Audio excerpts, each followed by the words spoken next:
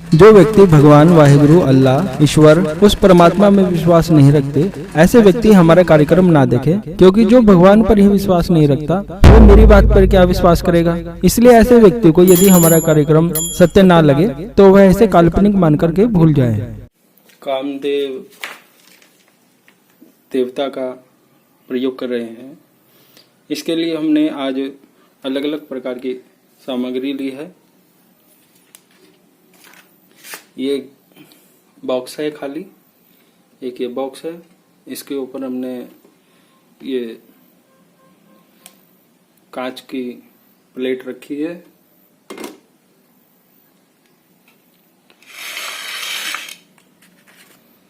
ये कुछ बादाम है और ये प्लेट कटोरी ली है। एक कटोरी ये है, इसमें पानी भरा है दोनों कटोरियों में। एक कांच का गिलास है।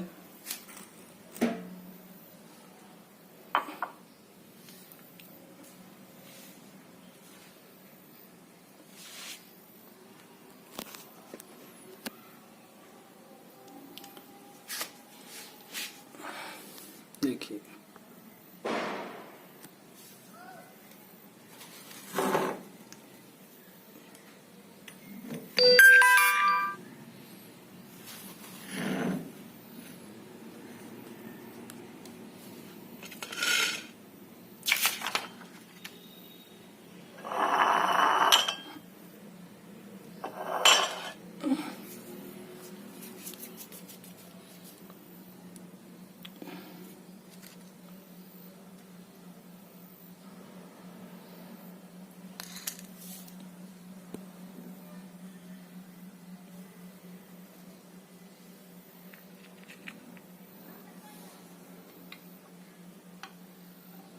देखिए अब हमने 2 बादाम लिए हैं।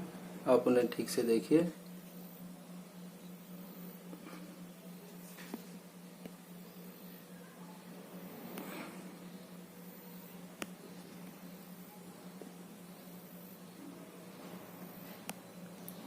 ये हमने कागज लिया एक।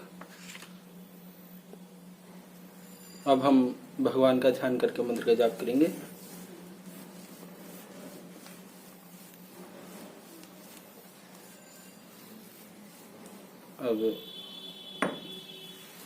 अब हम यह पेपर लेंगे।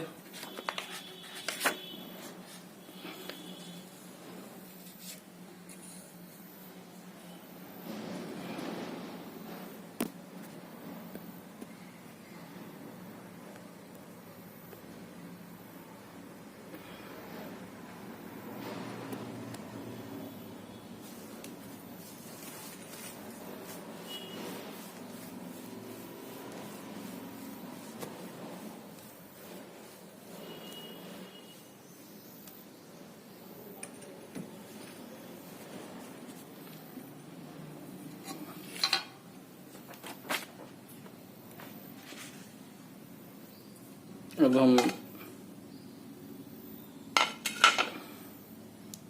गिलास लेंगे।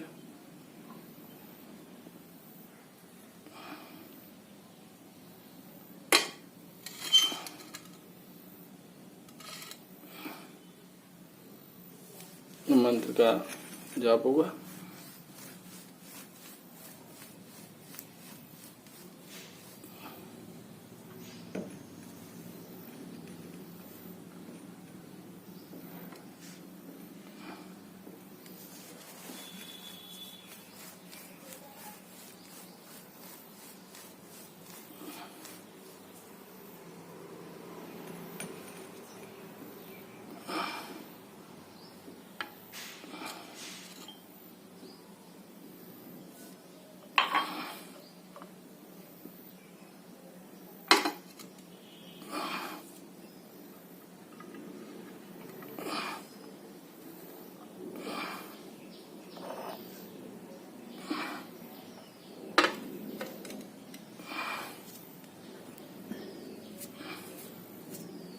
अब पानी की कटोरी में हम एक बादाम डाल देंगे, दूसरा बादाम डाल देंगे और अब हम भगवान का ध्यान करेंगे।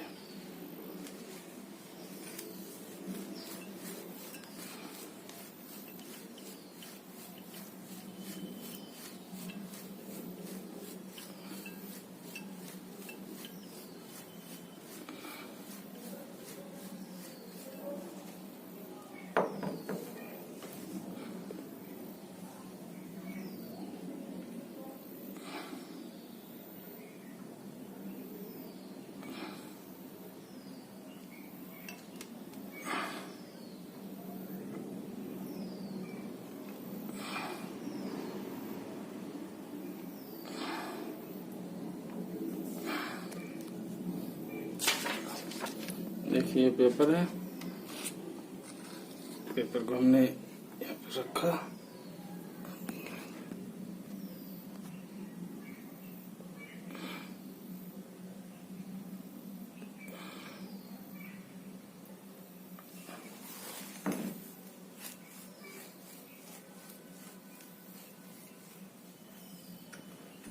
इस प्रयोग की वीडियो मैंने पहले भी बनाई थी, लेकिन बहुत सारे लोगों को यह नहीं पता चल पाया कि इस प्रयोग से क्या लाभ है और यह प्रयोग कितने दिन किया जाता है। तो मैं सबसे पहले आपको बता दूं, यह प्रयोग एक सिद्ध प्रयोग है और यह सिर्फ एक दिन का प्रयोग है, मात्र एक दिन का। इस प्रयोग के माध्यम से सिद्ध बादाम बनाए जाते हैं और यह बादाम जिसके पास भी होंगे उसके सभी प्रकार के कार्य सिद्ध होंगे, चाहे वह कार्य किसी भी प्रकार का क्यों ना हो। दूसरी बात, जिस भी व्यक्ति के पास बादाम रहेंगे उसे आकर्षण वशीकरण शक्ति प्राप्त हो जाएगी, क्योंकि यह कामदेव देवता का प्रयोग है। यदि आप इस प्रयोग के बारे में और ज्यादा विस्तार से जानना चाहते हैं तो आपको यह वीडियो देखनी चाहिए। और यह प्रयोग सबसे आसान प्रयोग है, सबसे अच्छा प्रयोग है और सबसे बड़ी विशेषता इस प्रयोग की है कि यह मात्र एक दिन का प्रयोग है। और इस प्रयोग में जिस मंत्र का प्रयोग किया जाता है वह अपने आप में ही सिद्ध मंत्र कहा जाता है। लेकिन मैं आपको अपनी तरफ से यह सलाह दूंगा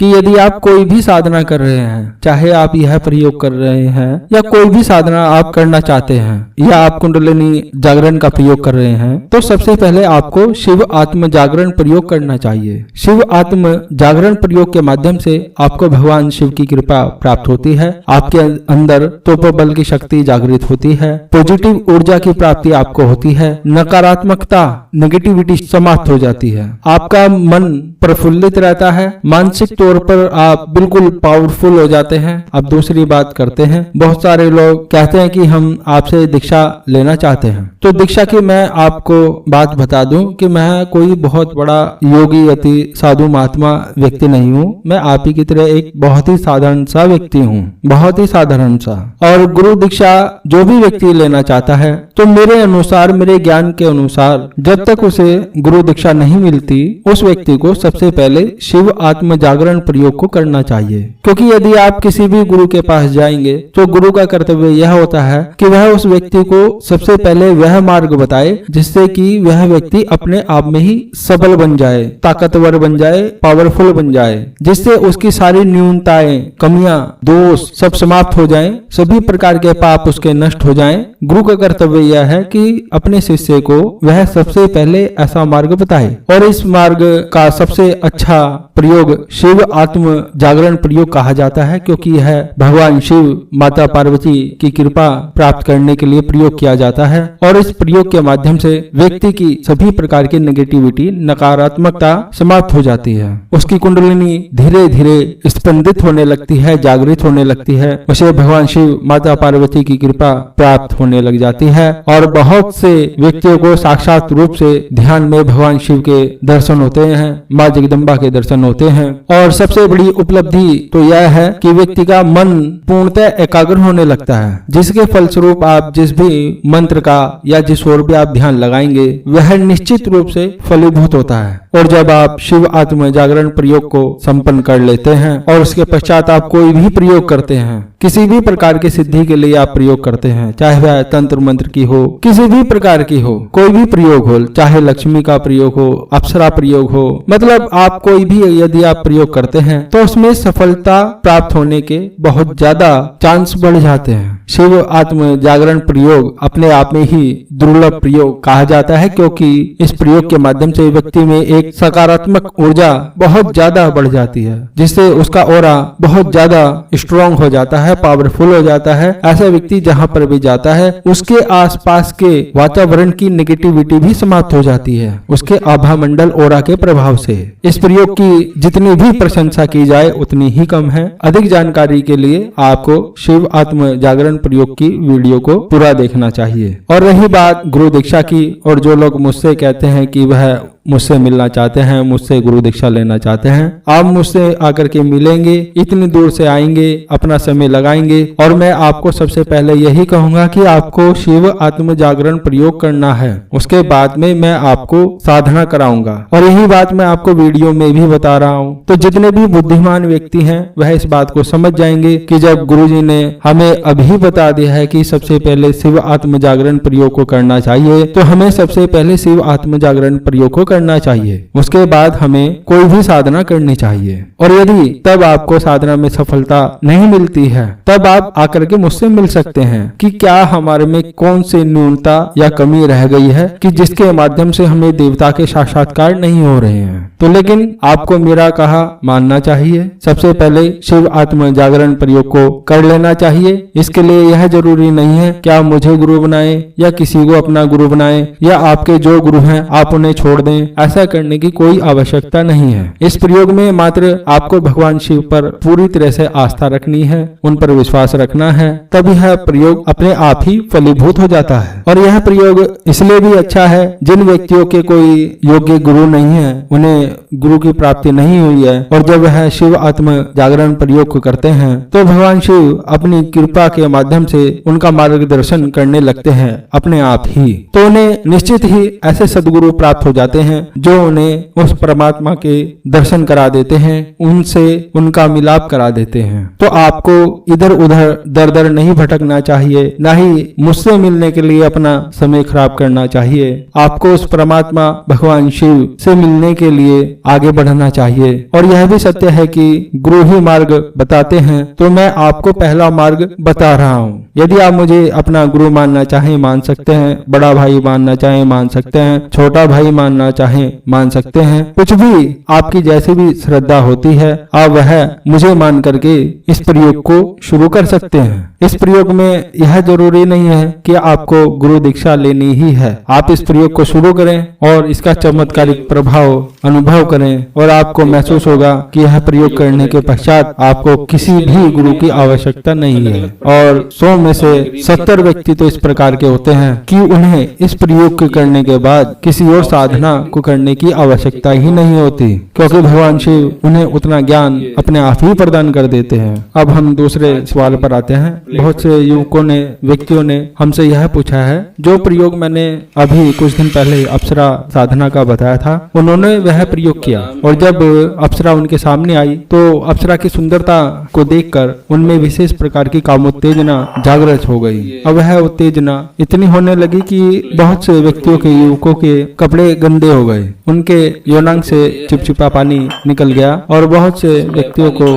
रात्रि में सोते समय सपन दोष हुआ, क्योंकि सपने में अप्सरा आती है और प्रेम की क्रिया करती है। तो आप ये ठीक से जान लीजिए, यदि आपको साधना के दौरान सपन दोष हो जाता है या एक्साइटमेंट के कारण आपके कपड़े खराब हो जाते हैं, तो आपकी साधना खंडित हो जाती है। तो आपको उसी समय साधना को रोक देना चाहिए और नए सिरे से साधना को दोबारा से शुरू करना चाहिए। और यदि आप में कोई शारीरिक कमी है तो इसके लिए बहुत ही आसान है, आपको आयुर्वेदिक मेडिसिन का सेवन करना चाहिए।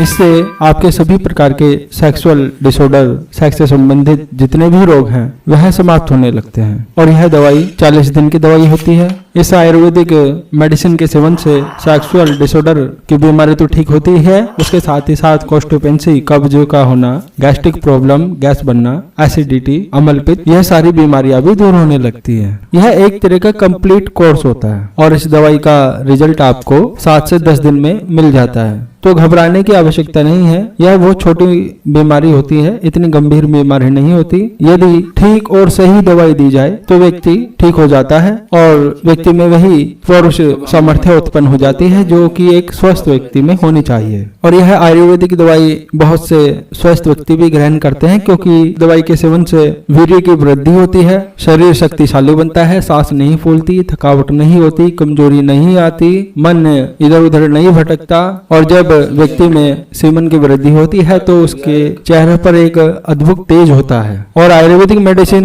अब से नहीं, हम लगभग 10-15 साल से ऐसे युवकों को भी देते आ रहे हैं जो शारीरिक रूप से वैसे ही कमजोर हैं, जिन्होंने विभिन्न प्रकार की गलतियां अपने बचपन में की और उस गलती के कारण अब वह बीमार हो चुके हैं। तो ऐसे बीमार व्यक्ति इस आयुर्वेदिक मेडिसिन से ठीक हो जाते हैं। बहुत सारे व्यक्तियों ने, साधकों ने यह प्रश्न किया है कि क्या हम साधना सामग्री को अपने आप सिद्ध कर सकते हैं? तो मैं कहूंगा कि आप साधना सामग्री को अपने आप भी सिद्ध कर सकते हैं। साधना सामग्री को सिद्ध करने के लिए आपको विधिवत रूप से पहले गुरु दीक्षा लेनी चाहिए। उसके पश्चात आपको भगवान शिव का अनुष्ठान करना चाहिए। उसके पश्चात आपको एक विशेष प्रकार की साधना को सिद्ध करना चाहिए जो गुरु अपने शिष्यों को कराते हैं, जिसके माध्यम से वह प्राण प्रतिष्ठा किसी भी यंत्र माला या किसी मूर्ति में कर सकता है। वैसे तो बहुत सारी बाजार में किताबें मिलती हैं, पुस्तकें मिलती हैं, उसमें विभिन्न प्रकार की प्राण प्रतिष्ठा करने के मंत्र दिए रहते हैं, लेकिन वह एक सामान्य प्रक्रिया है सामान्य व्यक्तियों के लिए। लेकिन यदि आप प्रत्यक्षीकरण चाहते हैं, बहुत ही पावरफुल प्राण प्रतिष्ठा करना चाहते हैं, तो आपको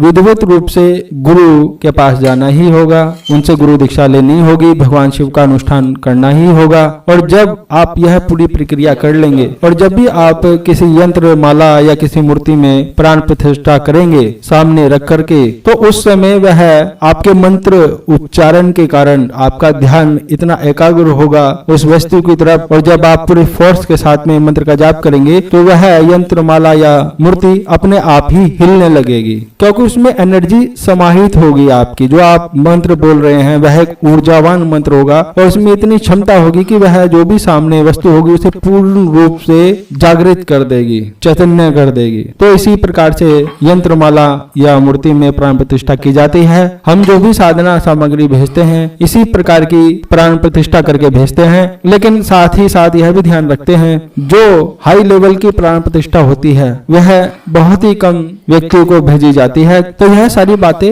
ध्यान में रख करके प्राण प्रतिष्ठा की जाती है। सामान्य प्राण प्रतिष्ठा भी होती है, आप बाजार से पुस्तक ले आइए, उसमें से मंत्र पढ़ लीजिए, एक वह भी है। अब उसका कितना असर होगा यह आपको भी मालूम है, मुझे भी मालूम है। यदि आप मुझसे कुछ जानना चाहते हैं, पूछना चाहते हैं, कहना चाहते हैं, तो उसके लिए कृपया करके केवल और केवल मैसेज कीजिए, कॉल मत कीजिए। फोन पर बात संभव नहीं होगी।